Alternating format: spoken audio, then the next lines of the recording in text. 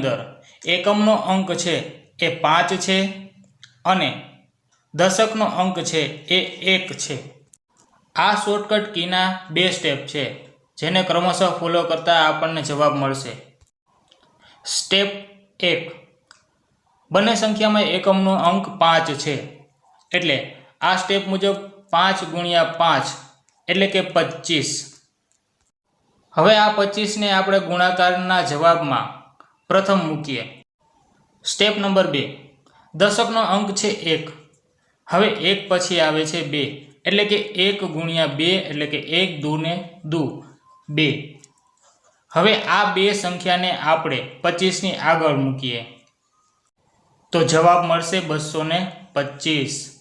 હવે 15 ગુણ્યા 15 નો ગુણાકાર થશે 225। જેને સરળ આ રીત।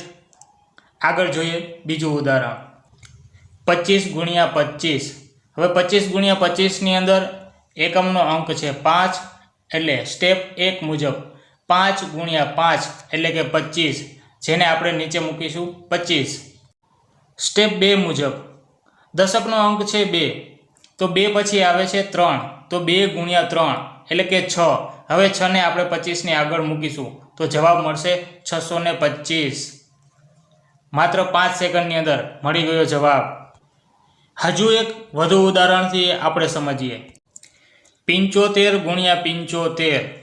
સ્ટેપ 1 મુજબ એકમનો અંક 5 એટલે કે 5 ગુણ્યા 5 એટલે કે 25। સ્ટેપ 2 મુજબ દશકનો અંક 7, હવે 7 પછી આવે છે 8, 7 અઠ્ઠા 56, 56 ને આપણે 25 ની આગળ મૂકીએ જવાબ મળશે 5625।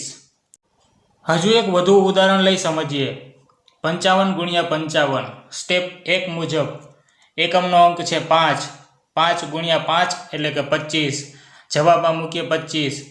હવે સ્ટેપ 2 મુજબ દશકનો અંક છે 5 તો 5 પછી આવે છે 6 તો 5 ગુણ્યા 6, 6 પચાને 30, 30 ને આપણે 25 ની આગળ મૂકીએ જવાબ આવશે 3025। કેમ સેકન્ડોની અંદર જ આ ગુણાકારને તમે કરી શક્યા ને? તો આવી જ કેટલીક શોર્ટકટ ટ્રીક આ ચેનલ ઉપર વારંવાર હું મૂકતો રહીશ, માટે જ આ ચેનલ સાથે જોડાયેલા રહો।